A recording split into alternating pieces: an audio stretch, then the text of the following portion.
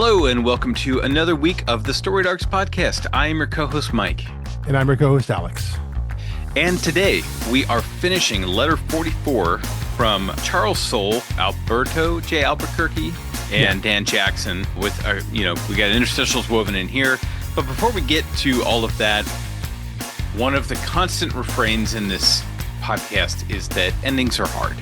Yeah. And I think another thing that you've observed on several other books, which I always agree with when you say, is that no matter how long this series went, these were the last two issues. Mm-hmm. You know, whether it was a 12-issue series or a 100-issue series, these two issues would have been fundamentally unchanged by anything that happened to go on before. So, all that said, what did you think of the ending? I thought it was fine. I don't necessarily like the ending in terms of kind of the end note and some of the messaging that it maybe implicitly or explicitly kind of delivers. I don't know, the idea of like, in a way, and whether this is intentional or not, it does promote this idea of American exceptionalism. There's nothing more American exceptionalism than literally the White House on a patch of grass floating through space. That one rubbed me a little bit. That isn't great. So it's almost like I don't mind the idea of kind of the last second we got to, like the builders renege on their deal, kind of through drum, and there's a scramble, and yet there's still attempt to save some of humanity on Earth, save some of humanity from Earth out in space. Like that idea, I think I'm okay with, and kind of that mad scramble of how the space storyline and the Earth storyline kind of come together. I don't mind that. But again, the idea that like the 666 people that were initially chosen, I'm guessing were all meant to be Americans, since it fell to President Blades to pick the list. So some of the specifics don't really sit right. So yeah, I think that. Well, let me ask again, in particular. The overall idea, I think I'm the fundamental structure. I think I'm okay with. So that's why the specifics don't like ruin it for me. But it's like when I dig just like one level deeper, it's just like, oh, that doesn't feel right at all. Yes. So I have the same reaction, although issue 34, which is the journalist typing in his computer, as the world is about to implode, which is clearly Charles Soule. Yes, I mean just tons of great quotes written into that, and I think a sentiment that like that issue by itself would have fit into our Death Month theme. Yeah, the idea. I was thinking, this is like, and if I were to meet Charles Soule and going to take him a book from letter 44, I would not take him issue 1 or issue 35. It would be issue 34. That's fair, but I mean, I have issue 1 signed by Charles Soule, so I guess I can't really. Well, you may have gotten that signed before issue 34 existed. No, I didn't. I got that signed a couple years ago. So yeah. But either way, well, I mean, still, you had him sign one that was of personal significance. It was his first major big book. Yeah. And first issue there, I think, is meaningful to the author. Mm-hmm. But yeah, the ones I have set aside for if I meet Brian K. Vaughan are the autobiographical ones, the ones where he inserts himself into Ex Machina as like he has him and Tony Harris on the front cover, and it's them making a pitch for writing a comic adaptation within the thing. Yeah. So I'm like, obviously that one, which I don't know. I say obviously, I wonder how many of those he signs. Surely I'm not the only one, but I think he's got a lot bigger properties like Saga and Paper Girls that he probably sends a lot more of than anything in Ex Machina or Letter 44. Or wow, no, I just went I vacillate between BKV and Charles Soule. It's early. I've only had 1 cup of coffee, and I'm conflating authors that I love now, which is There are worse things. If I conflated him with an author I hate, that'd be I mean, bad. yeah, that's a Um, different story. yeah. So anyway, I like what I like about the ending is that they didn't. There was no Deus Ex Machina. There was no easy solution out of it. The Earth actually got blown up because I think a lot of things would be like, we made our point by showing how people would act when the world's ending. And it can be equally interesting from a storytelling perspective to say, and now it doesn't, but you all have to live with this knowledge of what you were like Mhm. right up until the hour when you thought it was going to end. And perhaps that could be instructive for humanity going forward. But um, There was though. I mean, there was still like there was a I, little bit of a, oh, here, this is how we'll well, save I something. guess what I'll say is though, does that count as a Deus Ex Machina in a full sense? If the build up to the story, if the build up to the end was the Earth's going to die, the Earth's going to be destroyed, but 666 of you are going to live. So a small portion of humanity will live after the Earth dies, and that's essentially what still happens. However, the manner in which it happens Right, feels a right. I'm little saying, right I'm saying, had they wriggled out of it and somehow blown up entirely. the asteroid, yes, that Yeah. would have required a Deus Ex Machina that I'm glad they didn't turn to. So, and I agree with that. I agree with that. If because you're right. What I actually I didn't think about that. The idea of if this is staved off completely, and then like what's the next day after all this goes down? Right. Like, and that in and of itself is like an entirely different book. Like literally, like you could see a book. That's You the could see, power of endings, right? This is like why endings are hard because yeah, yeah. what But you I'm do saying in the last like issue or two no, I'm can saying totally recast everything that yeah. came before. That's what I'm saying. Like there could have been there could be, and there actually might be a comic book, a series that starts where the first issue is about the world ending, and the first issue ends with the world not ending, and then the series is about what happens after. Right? You think Right. the series is about dealing with the end of the world, but the series is actually about no. What happens after everyone's accepted the end of the world? And then it's like, nope, just kidding, not going to happen. And now you're right. You have to now deal with the consequences. What's the fallout of, whatever Right. It was mass North religious Korea, hysteria? Yeah, yeah, crossing the the DMZ. line and Yeah. all of this other stuff, It was a which, combination. Well, one thing I did like, maybe you're going to get to this, is that in those montage scenes, there was a combination of like both the wholly good things and the wholly bad things about humanity, about society. It was a yes, combination. It was a combination of people being like, "Hey, you know what? Like, let's not fight over this because the world is ending." And then there's also the inevitable end of, "Well, this is our moment. Just go for it." All out war. It was a combination of both things, and that would be interesting to go through, right? What Blades has some comment here, right? Like, who knew that all it took to achieve peace in the Middle East was the end of the world or something like that, right? right. Yeah, yeah, Which, and so, yeah, I mean, some of those things start to feel a little like pat and trite. oh, Um, but but yes, again, but what if there was a book that started after that? You know, after everyone's like the world is end, so we're gonna lay down our arms, and then the world doesn't end. What do you just go back and be like, well, I guess we're back to war again, because the world's spinning on. So, do we go back? So there's an interesting idea about what that would be. But again, that's an entirely different book.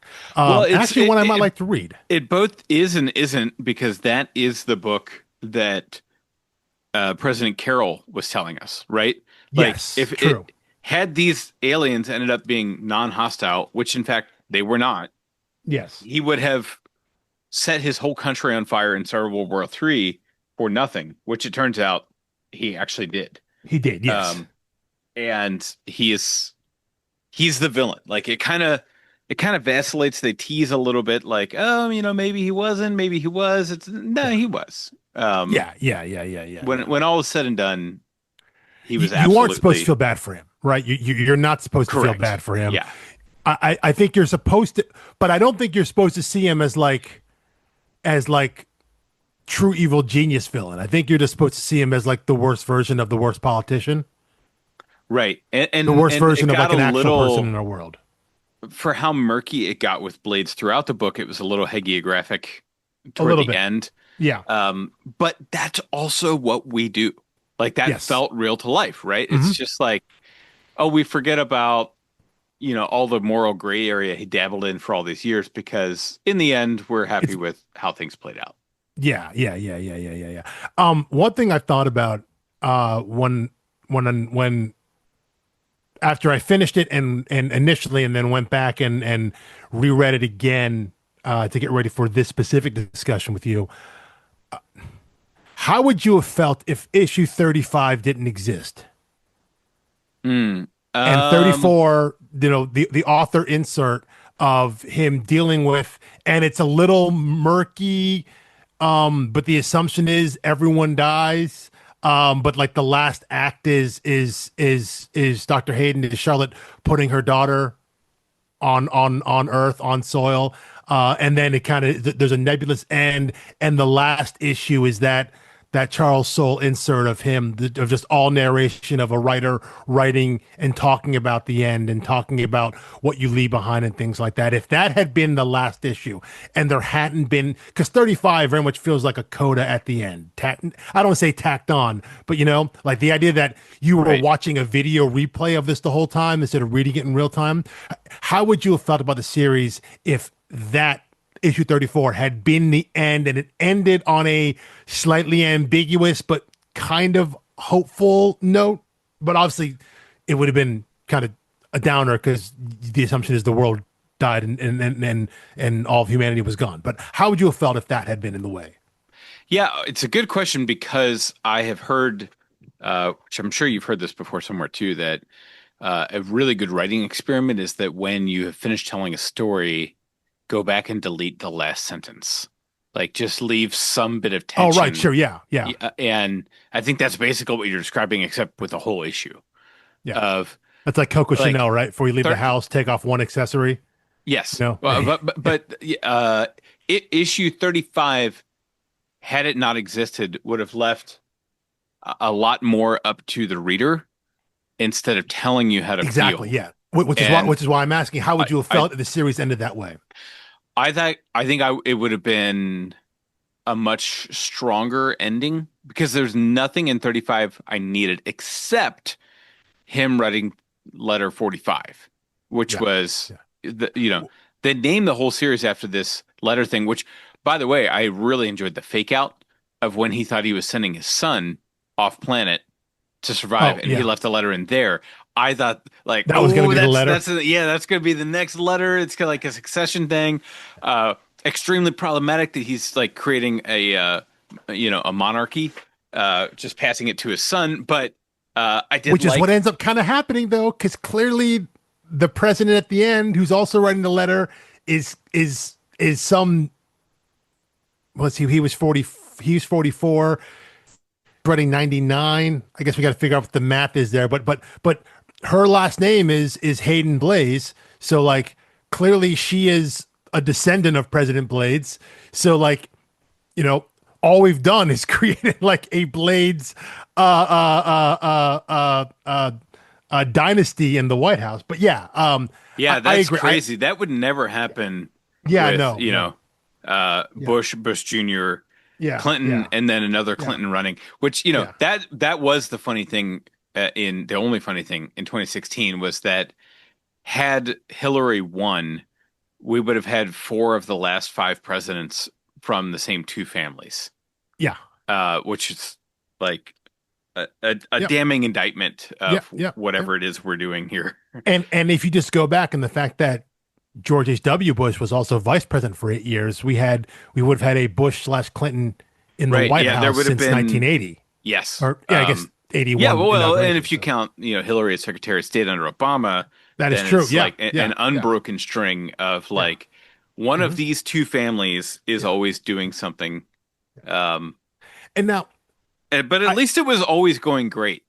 during Yeah, all of yeah, that yeah, time. yeah. There were Nothing ever went wrong there. there were Yeah. no hiccups, so we had no complaints. There is one thing I did had to go remind myself after rereading it this time here. So, this last batch of issues that we read, which is effectively Deluxe Volume 3, issues 25 to 35. Issue 25 came out in May 2016, and issue 35 came out in August 2017. So the last handful of issues, not only published, but conceivably written and created like post 2016 election, general election in the States here. And this is a book that obviously has a very strong and not so ambiguously veiled overlay of our real world politics and our real world situation in America, specifically dealing with the presidency. So I wonder, not that there was a change of course. I don't think they would have done that, but this idea of emphasizing maybe the need and the role for presidency, for decency, for goodness at the end. If that's a reaction in any way to the general election of 2016 and the inauguration of President Trump the first time around. Do you know what I'm saying there? Like That's we went so far off the deep end in the real world that it was like, wait, I have this book that is dealing specifically with the presidency in unprecedented times, as it were, because at least we thought they were in 2016. Little did we know they would get more unprecedented later, and they still continue to get more unprecedented. But that's beside the point. In the moment, we couldn't have known that. but you and I are old enough to remember the good old days of precedented times. Yes, yeah. Of just like regular times, Right. things just happening and not everything being historic. But I do wonder, though. I do wonder if given how much the real world, although at the time, they're writing this is, the things that they were writing about in the book weren't contemporaneous with the time of being published, right? We're talking about kind of the early war on terror, talking about the early aughts, things like that. That's the situation in the world that this book comes into. But I can't help but wonder what effect the events of that time at the end of this book, as it was wrapping up its run, what kind of effect it may have had on how they chose to end the story and the kind of note they tried to end it on. And I'm not saying Yeah. that gives them a pass for this great American exceptionalism about what this thing could be and what it was meant to be, maybe. They said, I don't know if I'd give them a pass for that, but I guess what I'm saying is I could see that being a bit of a reason or like a motivation, if that makes Well, sense. so one, I think we were all a little more I don't want to overstate here, but I think we're all a little more open to American exceptionalism in the Obama era of like, hey, look at A little this. bit. We've recovered from this economic crisis. We're building a social safety net for our citizens. Like Yeah. we're doing things countries do around the world. Yeah. And Okay. Yeah. Yeah. We were catching up the rest of the world. and Yeah. well, and I still have the New York Times issue from the day after the election in 2008, which says like, racial barrier falls, and I was like, Big Dewey beats Truman energy right there. they can, if anyone from the New York Times is listening, I will sell that back to you for what I consider to be a reasonable price if you want to buy those words back. Um, but but like I do think there was something a little different in the air. But I think more in '08 than 2012. By 2012, even Obama's I would fans agree. have been a little disenchanted with him. Yeah. And also I think that plays into where we saw Blades at the beginning of the story, right? When there's this whole idea of like, because clearly what's alluded is that Blades ran on this platform of the idealism, right? Big sweeping changes. These are things that I want to do. These are he's talking a big game, and then he gets to the White House, and none of that can get done. Now, the reason given for the book is because we got to deal with this potential alien invasion, this thing we don't know about, right? That's actually occupying most of your brain space. But I got the sense that you could, because you're absolutely right about where we were, 4 years into to Obama's terms, that there was a bit of unsettling on the rest. Be like, hey, you said all of these things here, and now you're not doing them. You're not delivering on them, which makes you just like every other politician, right? Every politician, no matter what side they're on, they say they're going to do this, this, and this, and it never happens because, it's overpromise, underdeliver. So it feels like that infused an early part of the book, or at least maybe the creation of this book, in a way to give that sort of mindset a justification almost, right? Right. It's not just politics as usual that delays the stuff. There's an actual existential larger threat here. But then the book ends on a much more hopeful, a much more idealistic viewpoint of humanity. And so I wonder if that's a kind of a snap reaction in the other direction, given the way the country went during the publication time of this book. Yeah, I mean, yeah. So I'm what I'm trying to think through right now, and I'll just process out loud, is what would Charles Soule say to us saying that this is like a patriotic or American exceptionalism book? Do you Yeah. think that was his intention, or do you think it was like perhaps even a little bit of the writer's blind spot of like they were feeling this way at the time? Like, I don't think he set out to write a patriotic book, and the depiction of humanity, I think, is dark enough that it should taint any sense of American exceptionalism. Yeah, it's not great. It's not great. But I agree with you that, like, I felt the same ickiness about just some of the stuff. Also, can I give a comp shout out for the last issue? Do you know what this reminded me of? Was the last issue of, I believe it was Eugenic by James Tynion, where they're like looking back at a memorial about how humanity used to be. Oh yeah. Yeah. And it's very much the same mechanism for storytelling of like, oh, here's a future time and space, or this is a wilder one, the opening pages of Mark Russell's Flintstones, where for Yeah. some reason they just decided to like ramp into the Yeah. story through a museum talking about the Paleolithic era or something like that. And Hmm. then you never return to that Yeah. device. Yeah. Um, Yeah. Yeah. Yeah. so I think had issue 35 been the plan all along, which I think it probably was, Charles Soule is that kind of guy, I believe. It would have been more interesting if the entire story were narrated from this floating colony of the White House. And maybe that would have been a great splash page at the end of issue 1 to show like they're telling this whole story in past tense, and here's where they're telling it from. Why is the White House in the front lawn floating through space? Like, I think that would have given you Interesting. a little bit more of like, there's going to be some surviving remnants, but something bad is about to happen. Um, so Interesting. I don't know. Interesting. I'm toying with all the different ways where I think. So, by the way, I would give this like a solid B ending in comics. Like the fact that they got to finish means it's at least a C because so many comics don't get Don't to even write get a that proper far. ending. Yeah. Yeah. And the fact that they didn't like panic and just do an exposition dump for the last issue, which a lot of other series do, also means it's above a C. Yeah. They It did. kind of do though. There is I'm thinking about the last issue now, and I wonder now when you mentioned the Flintstones and also eugenic there now, because I hadn't made those comps. What I kind of almost wish, and this would have maybe undermined the book, but when the teacher is giving that tour, what what I didn't like was that the teacher had commentary about the statues. Mhm.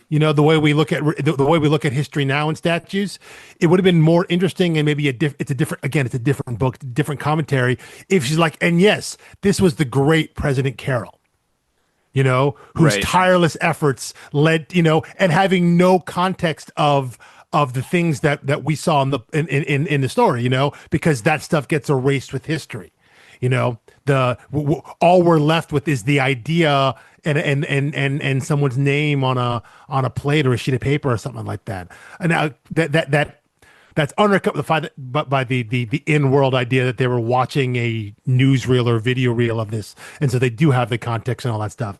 But there would have been something interesting to me if they just dropped the video aspect and it was just a teacher talking about it.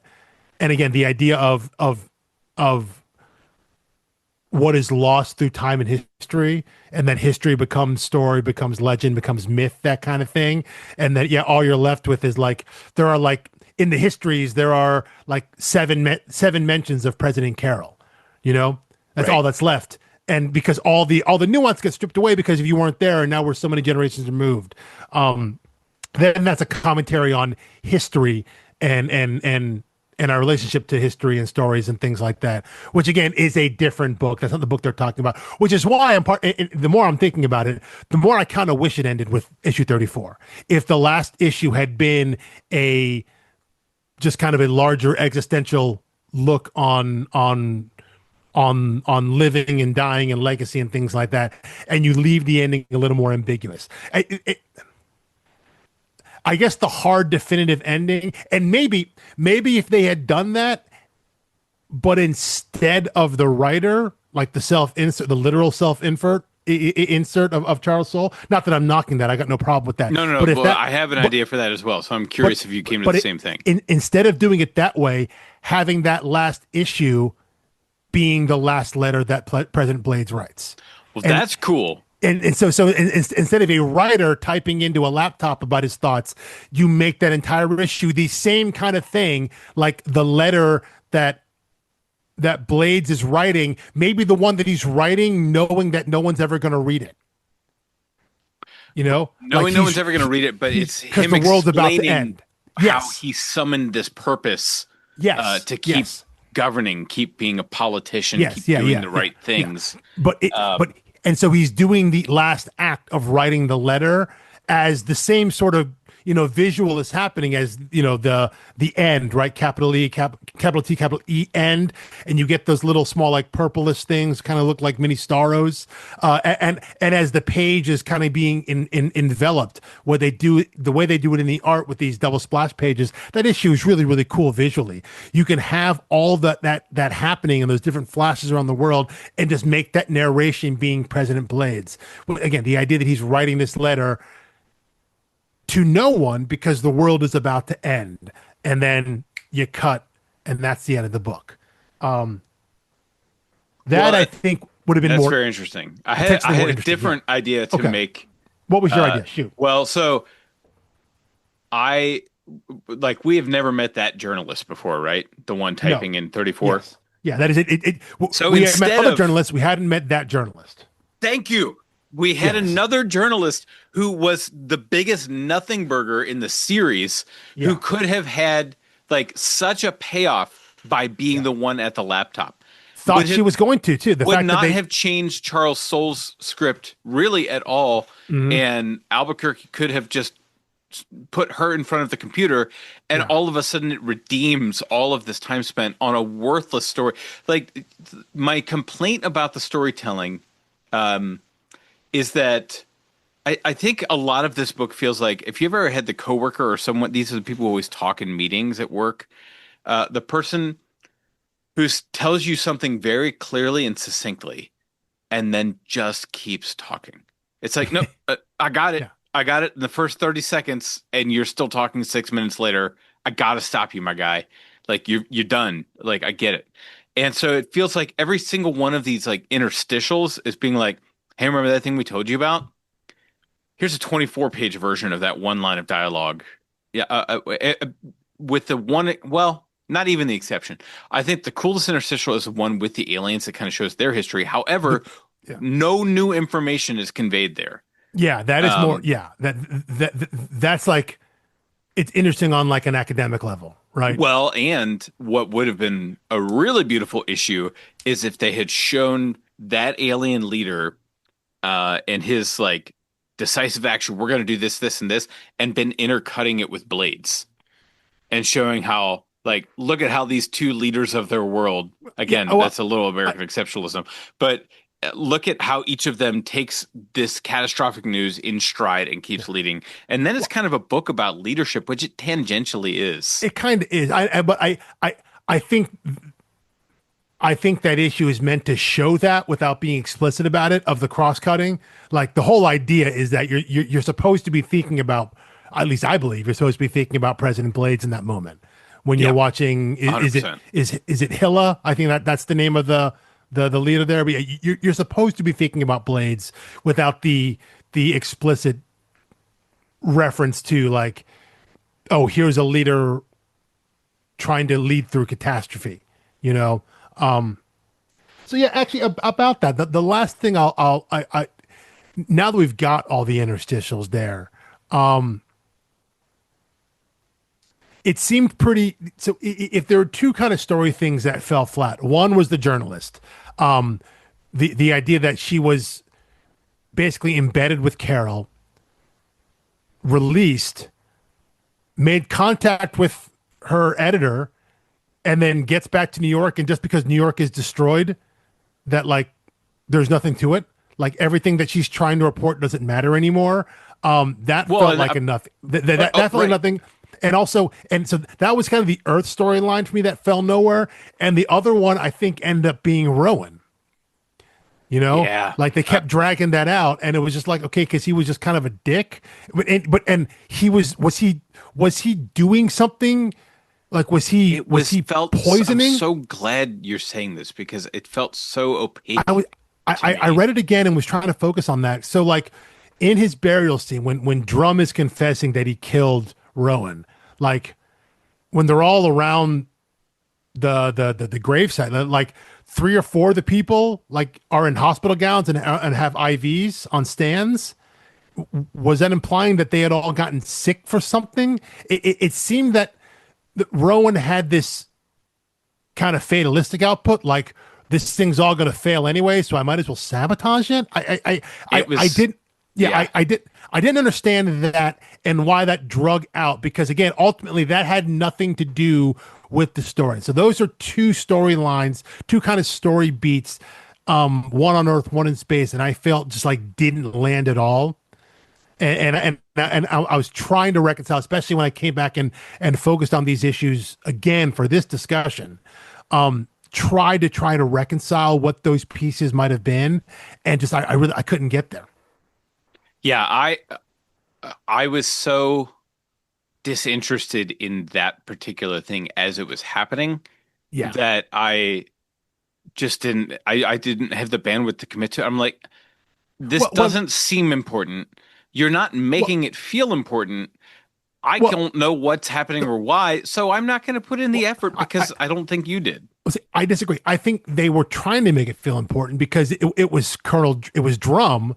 He was talking to right. I said it didn't feel important. I didn't. I do believe they were trying to make it feel important. Okay, yeah, but yeah. It did not feel because important. Meaning the emotion kept just dragging missed. it out. They kept dragging it out. Like, he's introduced in the flashback interstitials, and then Drum is like talking about it, and the way those flashbacks were drawn was kind of interesting, right? There was kind of monochromish with, like, minimal color, but, like, and so and the fact they kept dragging it out, and he's telling the story in pieces, feels like it's supposed to be something meaningful, and then it just kind of like nothing. Like, literally nothing. And so that is, as we get to the end and look back, that's one of those things I thought, like, well, like, Rowan's, if you're going to disguise that, and you're going to start the book by being like, hey, there were 9 people on this sent on this trip, and we only see 8 of them, but no one on Earth knows that there's only 8 of them left. And if you're going to introduce that early, that reveal should mean something or should never be addressed. You know, it's like they kind of middled it. Like, we're going to build up to something big, and then and maybe they felt it was going to be, and it didn't land. It either needs to be incredibly crucial to that storyline, or literally nothing. It's be like, hey man, people die. It's Right. space. We've been here a long time. You make it mean nothing, as opposed to Drum being like, I need to confess this because the world is ending, and I'm about, like it seemed like a big deal to him. So thus, as a reader, I think we're supposed to think it's supposed to be a big deal for us, and it didn't hit at all. Yeah, not even a near miss, but the good news is there are so many plot lines here that are interesting Yeah, I that agree. like it's pretty easy to just let it roll off your back. Yeah, Yes, I don't want to harp on it, yeah. but I yeah, think also, the sorry. journalist was the one that like just really got me. It was like she was just an exposition bot for Carol to Yeah. be able to say his side of things to us, the audience, Yes. and then she then goes and multiple times we have to watch her repeat everything Carol told her, Yeah. which is just telling us again and again and again. And it's just like she's not adding any spin to this. Yeah. She's not adding a grander narrative. She's just repeating what Carol Yeah. told her. And, And we already read it. It felt like it was for the benefit of someone who just happened to pick up, I don't know, issue 27 without having yeah. read the rest of the series. Yeah. And it's just like Or it's not just that trying kind of to, book. or just trying to reinforce. Yeah. And I think you can get away with that if her leaving, quote unquote, escaping the mountain compound and getting in touch with their editor, if her retelling the story led to anything, you know, because it didn't lead to anything because it wasn't important that the public knew about any of this, because that didn't play out. But she wasn't breaking news to President Blades. He knew about all this, or at least he ended up finding out about it because of what like her actions didn't have any effect on the story. So if her Well, I mean, that applies to a lot of people. yeah, but I'm saying in terms of what we got, like the fact that we focused on her, not only just like if her leaving, quote unquote, escaping the compound into the desert, and we know what happened to her, if that was it, like it wouldn't be a problem. But the fact that we spent pages on her, like trekking through the desert and trying to relay a message on her phone, the fact that we see her after she falls down some hill, stumble into a gas station and be like, I have something that I have to say. I need to get like the fact that there's emphasis on her, and she gets and has no impact. Her story, what she's trying to tell, the truth of it ends up having no effect if anyone knows about it because of other things happening in the story. And Yeah, that's where it feels like if her leaving the compound, her leaving Carol's compound with information on Carol had any substantial or meaningful effect on anyone else's actions, specifically if actions of President Blades or Drum or anybody else, then it would have been worthwhile. But all those things acted independently away from that. yeah. What would have been different for the reader or the people in the world Yeah. if Carol had just Yes. shot her in the head after he finished talking? Yeah. Yeah. Oh yes. Nothing. Yeah. Yeah. Nothing would Yeah. change in the world. Nothing would change for the reader. We would Exactly. get Yeah. 50 pages of our lives back, Yeah. which means, like, I think ultimately that is my only real critique of the series is that there would be some addition by subtraction here. Maybe And so. so you hack off the last issue, you lift out that journalist plot, you lift out, for the most part, the interstitials, and you make this a really tight 18 issue series that ends with what 34 had. Because I think a Uh, lot of, like, in the grand scheme of things, a lot of the politicking about when to tell people about the weapons of mass destruction and other things like that are just immediately dwarfed when you realize that there's this unstoppable force coming toward the earth. And it's like, oh, yeah. so I mean, it's good that we have the same feeling Blades has, because Blades is Yeah. like, I just wasted the first year of my administration Yeah. anticipating a threat that turns out is an inevitable and unstoppable force. Yeah. And I would have rather made people's lives better rather than, get Yeah. pulled down into all these wars and bogged down with Carol's propaganda and Yeah. Well, yeah, um, the idea that the aliens aren't the threat, right. yeah, yeah. But again, that was the whole point of sending out the crew in the first place. It was trying to figure out what was going on there. So yeah, there's some, it's understandable in some way of like, but we don't know what's happening here. But yet the assumption being from Carol's administration was like, well, clearly they're here to harm us.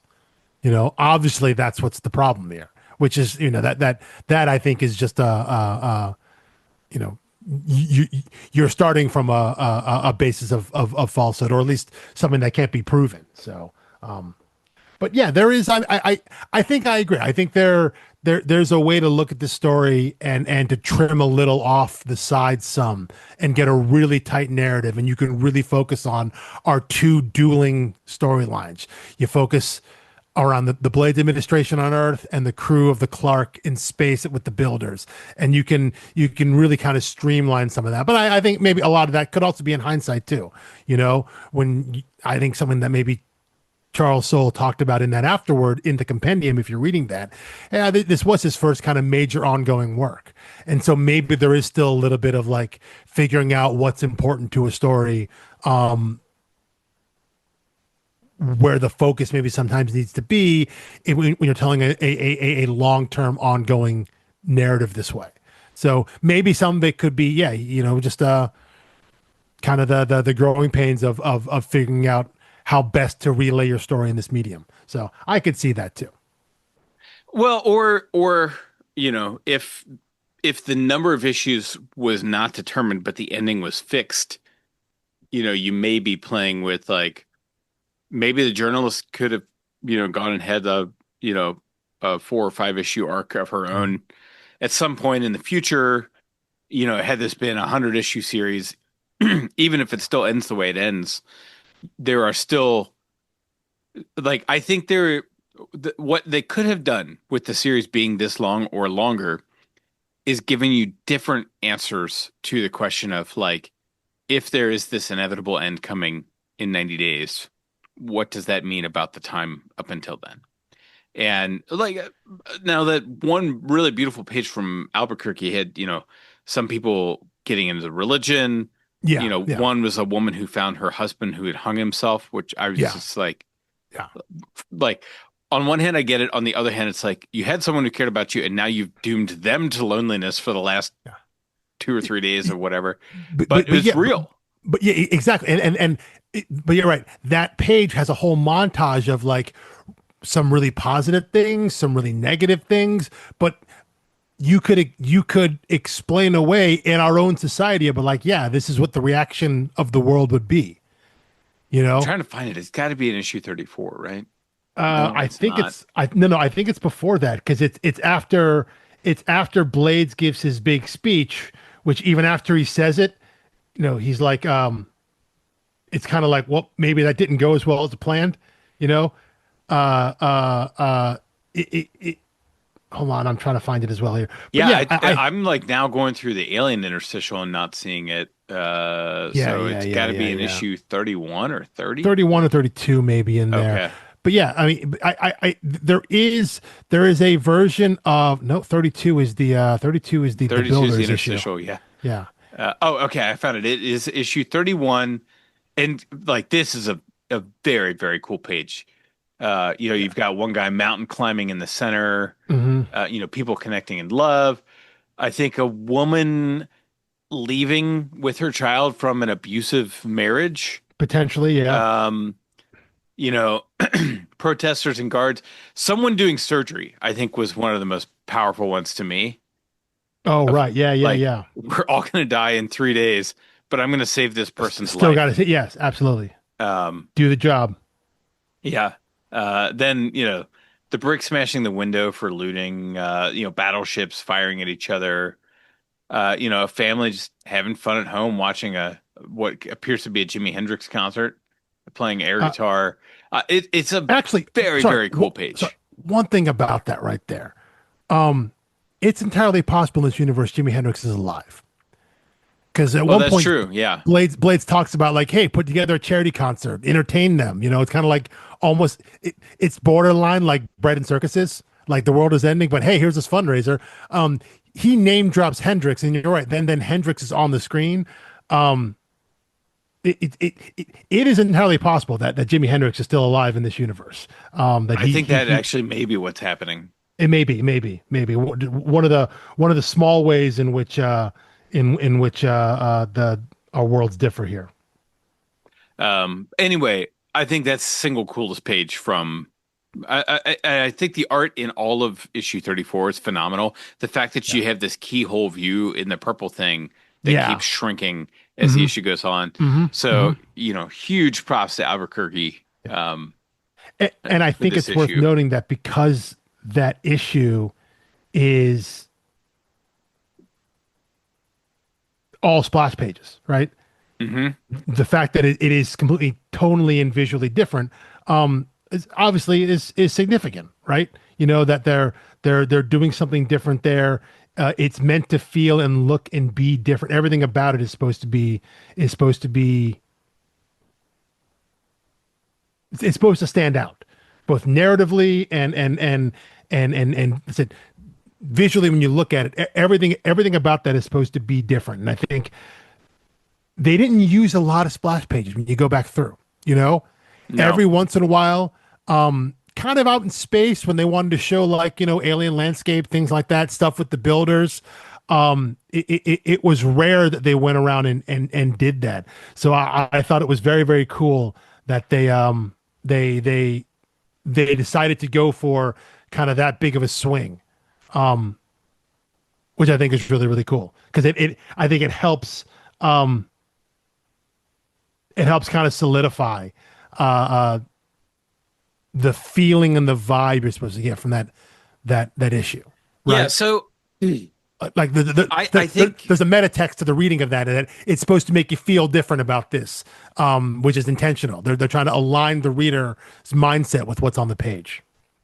yeah, I guess I'm just wondering why this issue in particular doesn't get more attention. Why isn't this up there with like, is it top 10 issue 7 or 8? The one with the car accident and Oh yeah. yeah. Well, I think it's because no one read this book. That's why. I mean, no offense to Soul and Albuquerque, but No, no, I that's what it like comes think down that's to. a fair Yeah. point. And Yeah. I guess I was thinking the top 10 was more of an obscure book, but I guess it was Alan Moore's name in the Alan Moore. 90s. Yeah. Yeah, no. So That it's that's there that was there's the built-in audience. vastly more read than that. Yeah, and again, that's nothing. It's that this was a much smaller book from Oni Press, and yeah, no, it's a very cool, it's a very wonderful sentiment out of that issue. But yeah, it's just not a book that people have as much, knowledge with, and even people, even that Charles Soule is a name now. I think it's something that he talks about in that afterward letter for the compendium, is that even if you're someone who's read all of his maybe more recent Image stuff or stuff at Marvel and all this Star Wars stuff, which is fantastic, it's probably a book people haven't read because it's from an earlier time in his career that I think the hope is, I think obviously he would like and Image would like, is for people to pick this book up and discover it for the first time. Yeah, I mean, I It think wasn't read. It wasn't that read is until the hard thing that I think one, I hope our podcast is helping people do, but when you find a writer you like, they're like the comic industry so floods the zone every single week. Mhm. There's so many new books to read that it's very difficult to go backward and read, Mhm. really great books of the past that predate your comic reading experience or um are, an early work from a writer you love, but the writer happens to be writing 3 books a month right now, Yeah. looking at you, Tynan and others, and Lemire, frankly. Yeah. Mhm. Just people who are extremely prolific. Uh, you don't want to miss anything in the moment, but you have to sacrifice the moment in order to go backwards in time. So, Mhm. yeah, I'm glad we're doing this, and I think there's actually a little bit more to learn about this book and about the writer, given that this is the second book we've done by him and we did it in reverse chronological order. Now, Yeah. some of social media, we did everything in chronological order because we got to see the unfolding of that. It it would have been, I think there's an argument that we could have done last summer in reverse order of saying, here's the most recent thing, let's work backwards. But it's Sure. hard to And get watch the de-evolution. right. Well, watch the Or no, promise of it rise. Right. that's sorry, Um, yeah. but I think The way right it happened in now real time was de-evolution. Yeah, that's right. It would have gotten better and better as it we would went have through been the more summer. hopeful and hopeful. Yes, it But would I have been. think that's a trajectory that people aren't buying right now. Yeah. It's a seller's market on optimism. So um, so anyway, no, I guess it's a buyer's market, right? Because the price is low, Well, but no one yeah, wants sure. it. Yeah. Yeah, Yeah. yeah. Everyone's So trying to sell. Yeah. yeah, um, But yeah, no, it is. I think there is. While there are so many things in this book that are very timely. Again, unfortunately, like in all the bad ways. I got a kick early on. We didn't talk about it, but it might have been one of the earlier interstitials in from the last volume. We're basically Soule and Albuquerque invent Space Force. Like Project Monolith is yeah, military in space. Like they do all of that. And there is some of just the idea of I guess in the way trying to manipulate media and using it in that way, the way Carol was trying you know, to get his there's a timeliness. If you can take the idea of the discovering extraterrestrial life, right? Sentient beings from outer space. You can take that as a metaphor for all kinds of things in our world in terms of what that would be as I I'm going to say distraction, although, but like if we actually discovered sentient alien life, I think calling it distraction from the real world would be an understatement. But you know what I'm saying, right? The right. the idea that there's some larger outside influence preventing us from focusing on quote unquote the stuff that matters, right? The everyday stuff. And how does that get in the way of it's misdirection in a way. I think you can use the aliens as a metaphor for that in our real world. And unfortunately, a lot of that comes like it's so, it's still so prescient and relevant in the way we look at our world now. How many things are out there that are quote unquote distracting us from what's really happening, what's really important. They're not aliens, at least not yet. It'd be a lot easier if there were, though, right? Be a lot easier if we Right. could just point to, hey, the reason nothing's going right and everything's and we can't get anything done is because of that thing coming out from space, from millions of light years away. It'd be a lot easier as an explanation, but you can still take that veneer from the book and place it back over our world. The way that our world is placed onto this book to tell a story, you could work it on reverse and see the parallels, even now, even almost 10 years after the book started, after it is initially published, a decade since. I think it's still a relevant and maybe even more relevant read now. Yeah. Yeah, I totally agree with that. Um, so anyway, I've reached the end of my notes. I realized we kind of skipped over the front half of volume six, but We like did, there yeah. wasn't or yeah, I volume mean, six. Uh, well, I guess Deluxe Volume 3, yeah, yeah, the first half of this exactly. volume, yeah. I mean, what But it's kind of more the same. it is all set up for the end game, right? So what's happening with the Clark crew, right? They got to go back and rescue Charlotte and Astra. They got to leave the builders, crash land on Mars. Like all these things are steps for them to reunite with Drum and then get back to Earth. The way for them to figure out a way that's all real. I mean, that's just like story beats, and I don't want to diminish that, but like that's ultimately how humanity gets saved, right? But it's we got to get them from A to B so they can go from B to C, so they can be there when D comes in and they go, like there are all these things that have to happen. So, but there's not a lot of, at least in my mind, there's not a lot of kind of larger themes in that part of the story, at least not at this point. You know, the larger stuff that's happening, you know, dealing with humanity, right? You know, a world leader, the president, you know, regardless what you say, it is the most powerful person on the planet. Coming out and being like, yeah, there are aliens and the world is going to end. Right. Thinking about those dominoes and what that can be, and at least to me, is far more interesting. In terms of things I want to, like, ideas I want to kick around in my head. The stuff happening in space I enjoyed, and I liked what we saw from that. But that's just a cool sci-fi story at that point. Right. Versus, Yeah. I think, Right. like that in and of itself, yeah, this is a cool sci-fi survival story. The ragtag group of individuals, up against the not evil space monster. And can we talk about, I mean, how they ended up, they did not work with the aliens to create this plan to save 666 people, Yeah. but they did actually break that plan. Yes. Meaning, yeah, humanity would have been better off altogether without Project Monolith. Yes, that is true. That is true. Yeah.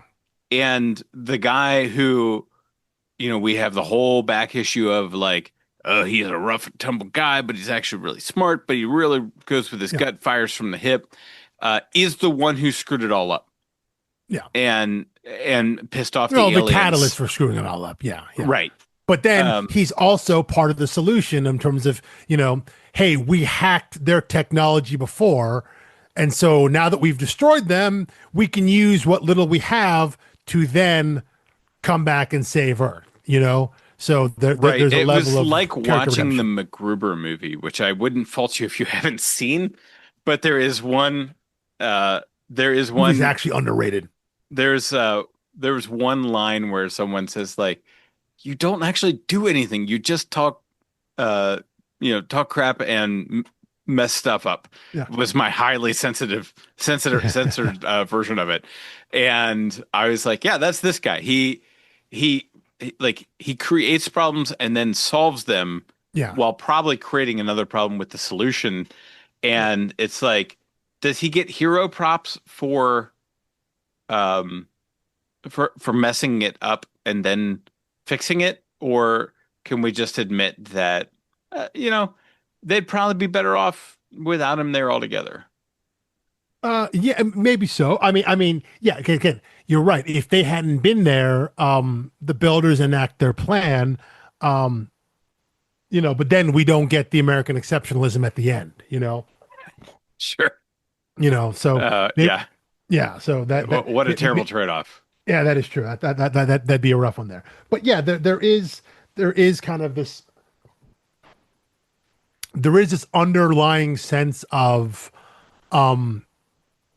yes, American exceptionalism, but the idea that like, I think it's when Gomez and Willett are talking about how isn't it amazing that the builders, they could do all of this, but they couldn't do it perfect. They still needed us. They needed humanity. They needed us to come and figure out what the problem is that they were having. We made their stuff better. We figured out how to use it.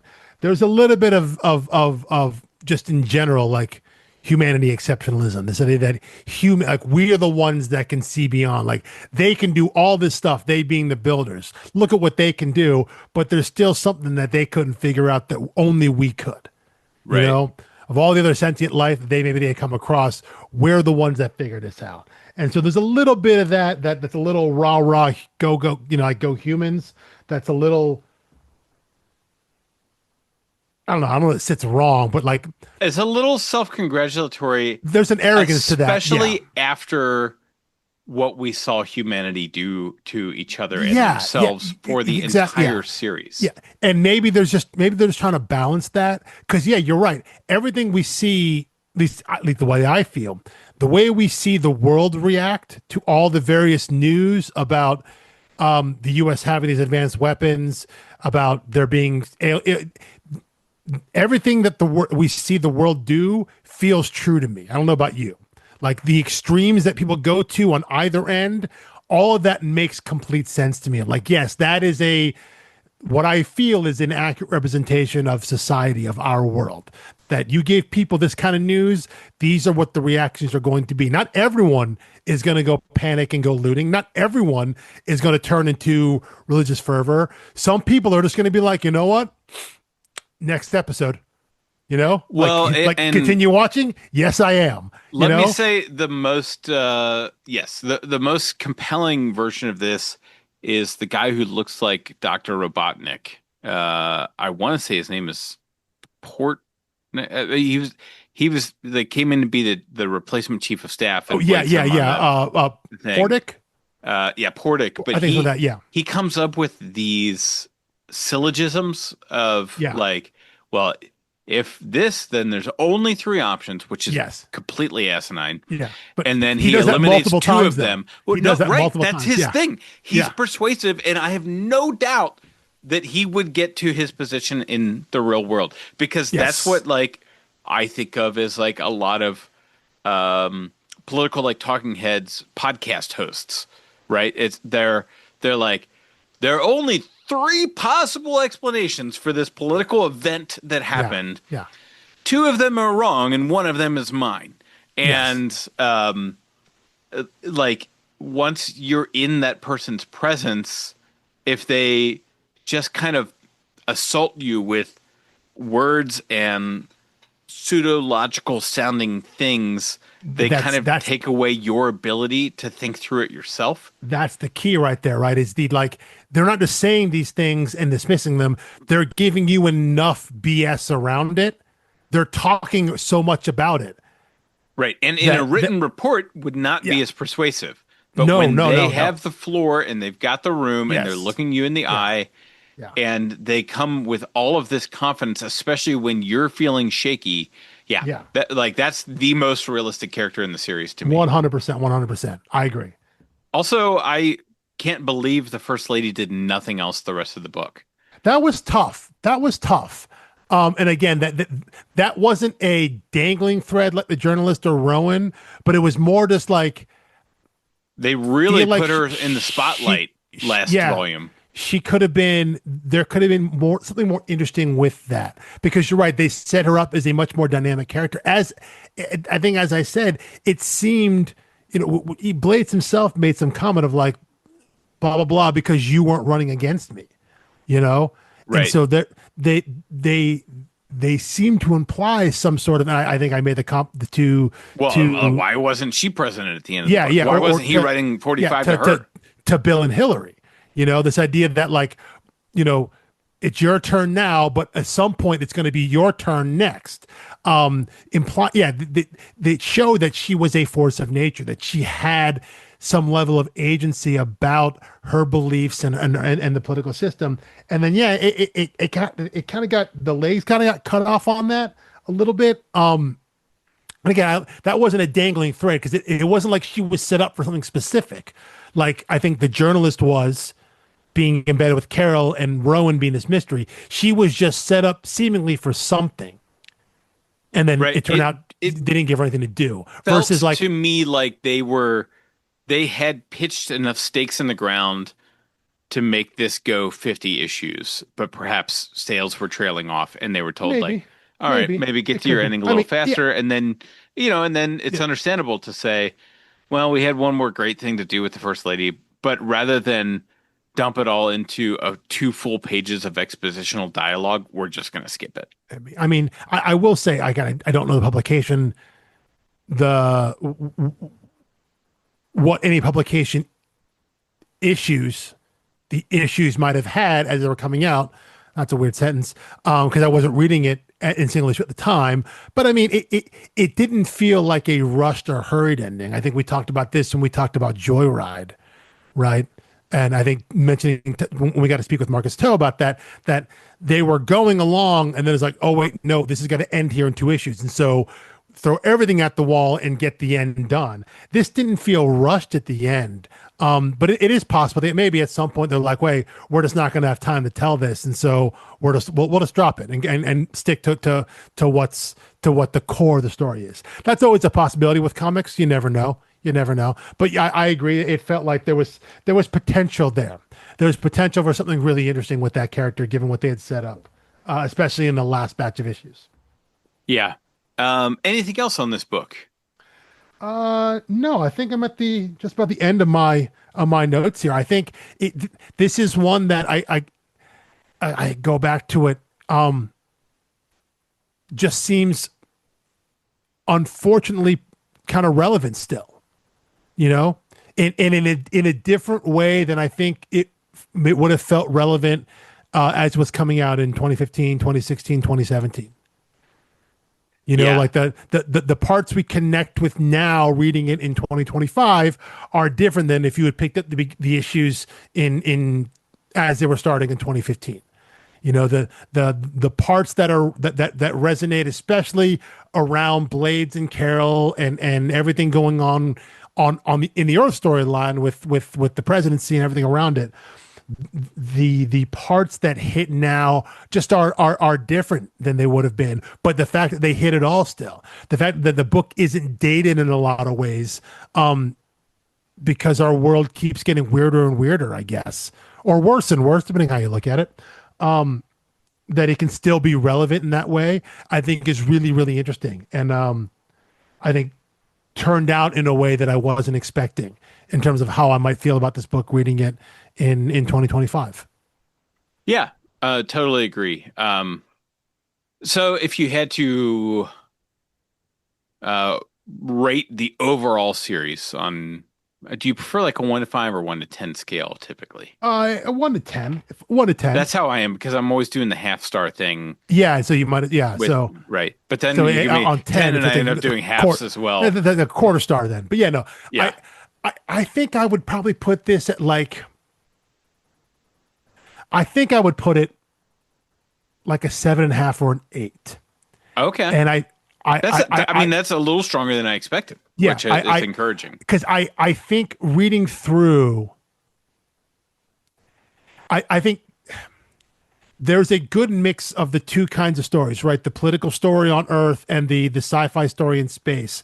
And I really like those two aspects. I like how the story juggled them. I think what I mentioned a little earlier, just the idea that the stuff in space was just a really cool sci-fi story. I don't think that was maybe grappling with some of the larger existential ideas that maybe were trying to present. The kind of ideas that you can get in sci-fi stories. Like obviously, if you watched, 2001: A Space Odyssey, if you're getting your kind of allegory or metaphor from a show like Battlestar Galactica, the reboot from 2003, there are ways you can explore those things through sci-fi that you can't do in quote unquote real life in a regular story. But because this story had that grounded aspect of everything going on around the White House, which again is something that you and I are obviously attuned to, given our love for a show like The West Wing, I liked the larger moral, philosophical, ethical debates and ideas presented with the Earth storyline more than I did the actual events. And I like the actual events of the sci-fi storyline, just like the narrative beats of it, more than any larger questions or themes that story presented about dealing with alien life and sentient life and things like that. You know? So it's like one side I liked just the narrative beats, and one side I really just liked the questions that it brought up in my mind. And I wish those two merged a little bit better, but because I got one of them from each of the storylines, I think the series overall works for me in that way. Yeah, well, and as the reader, you're becoming part of the creator of the series. That's the final act of creation is in the reading, Yeah. and to say I was able to get the two things. I wish the writer had woven them together. I Yeah. think a number of writers would say that was on purpose. I want Maybe you so. to be Yeah. having this Maybe. Yeah. conversation. I want you to be part of it. Um, so yeah, I think that's a great read. Yeah. Um, Where do you put it? We'll give you uh, 10 I, stars as well. I would say it was. This is the most obnoxious way to do this. I would give it like a 6.75. Like, and so that being said, if I had to round up, if I had a round, I would go to 7 out of 10 7. because 6.5 is way too low. Yeah, 7 yeah, feels yeah, low-ish, yeah. but I did just feel like there were enough empty plot lines here. And and that's fair, definitely. I Um, figured you would say something like that. Yeah. yeah, I mean that's always my thing. Well, one, I'm extremely pressed for time these days, so Mhm. um, and I hate uh forcing myself to read at a pace faster than I want to. Um, but this book had me kind of speeding up, slowing down, not because of the way it was written, but because I could just sense the unimportance of certain things. And anytime Blades' face was on giving an address to, the cabinet, the sit room, the country, even his wife, slow down, pause. This is where Yeah. you're going to get a lot of the real meat. Same with Carol. You're going to get Yeah. important stuff every time they're speaking to you. Um, so there was just lack of um, this lack of egalitarianism across the importance of different characters, even though they were getting a lot of this, like the same number of screen time. Yeah. So like that, the journalist, the go nothing journalist got as many pages as Blades did in the second volume and ended up mattering not at all. And Blades, despite drifting out of focus as kind of the main character in Deluxe Volume 2, which I mentioned last week, Mhm.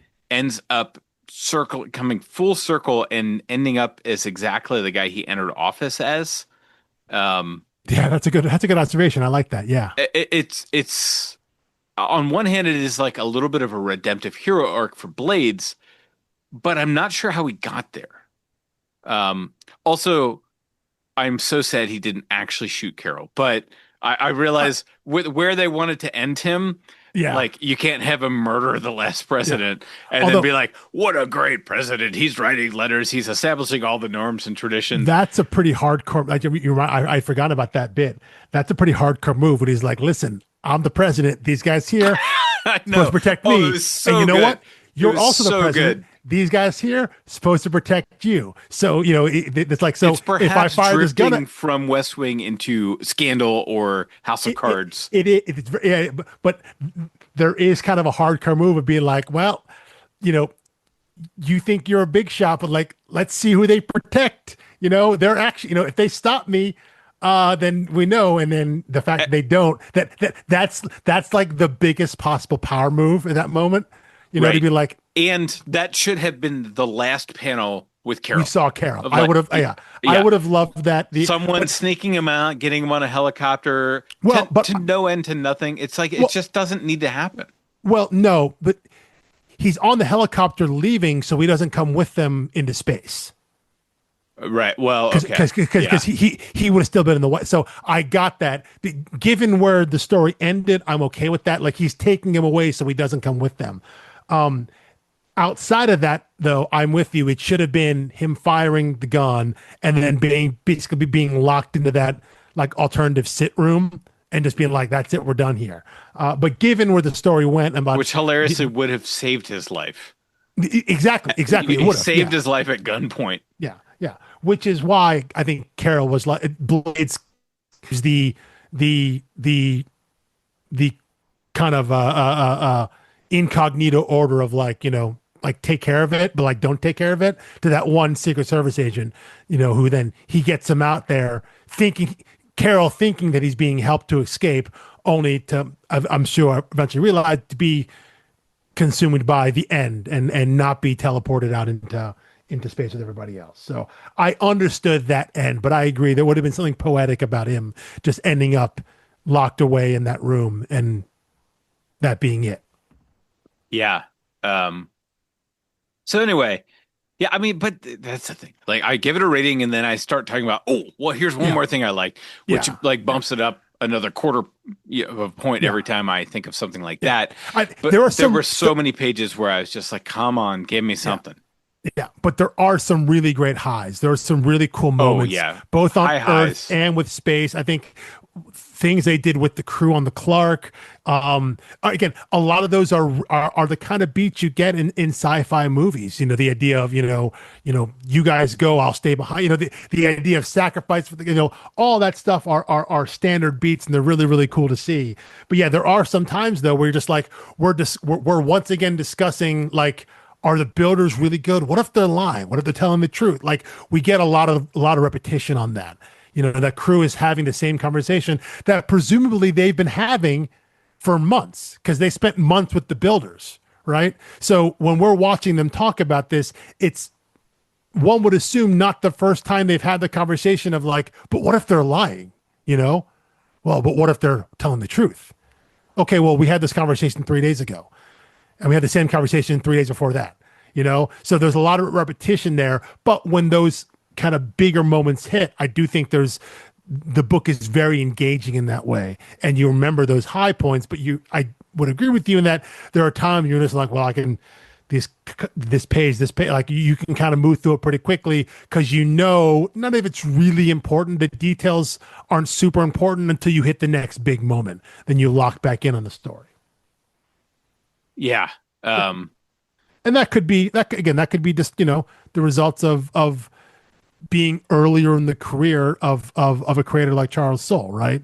Again, maybe a little bit finding your sea legs on telling a story this long, this protracted, telling it over this many issues, and just kind of figuring some of that stuff out, which, having read the large chunk and vast majority of Charles Soule's work since, I think he's figured out how to do. So again, it's one of those things that I wonder if you gave them the same premise, gave Soule and Alburquerque the same premise again now, and be like, tell the same story, but with all of your skills and knowledge from your time in the industry now, what kind of changes in their approach that might be, in terms of maybe streamlining some things here and there, explaining a little more on this thing, dropping this thing over here, tying this piece together a little better. I wonder what kind of approach would be a little different just with more time and more experience.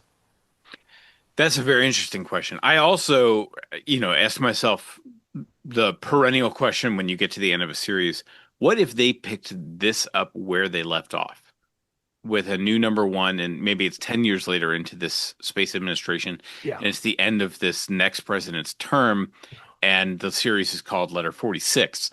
And how many people would pick up Letter 46 not having read Letter 44, and would it stand on its own as a plausible series of, the Earth was blown up, here's a scattered colony of floating debris from the Earth, and we've somehow maintained the democratic process and presidential succession and all of these other things. I don't think that series works. This is one case where I do not think that series works. I agree, because I think it's so far out there. Yes. It's too big of a leap to to enter me, on. To circle all the way back to the beginning of the episode, the follow-up series would have been, this series ends on a nebulous note if we don't know how it ends up. And the follow-up is, nope, the world didn't end, and now we got to live with the soup that we just made. And again, that is a completely different book than what Letter 44 was, but that's the follow-up. That's what the follow-up story would be for me, of humanity. Everyone on Earth was faced with this crisis, and it didn't happen. Not that and that is different than something like, let's say, Independence Day, right? Because Independence Day, they came to destroy the Earth, and didn't quite succeed. So humanity came together to do something against this, right? Versus here, which is, hey, there's nothing we can do. The world is just going to end. And then it doesn't end. So how do you move on after, coming together for what some people might say is nothing, right? And then what's the reaction from a 2025 view of like, there was never a threat, we were never in danger. That was all just a false flag. The deep state said that out there. There is a completely, it is a completely different book, but that is what the follow-up series I would want to see. Given where this series ended with issue 35 of them being up in space, no, I don't need a follow-up, and I not only do I not need it, I agree with you. I don't think it would work. I don't think the premise holds to be interesting. Yeah. Totally agree. But I just always kind of have to ask if like, could this be picked up and where they leave you? I think it is an interesting question to say where this story leaves you. Would that be a plausible entry point for another story? Sure. Or did they jump the shark a little bit? Yeah. Or did they, regardless of what they chose to do as an ending or how they ended, did they say this is an ending? And I think Soule and Alburquerque clearly said this is an ending. Yes. You know, right.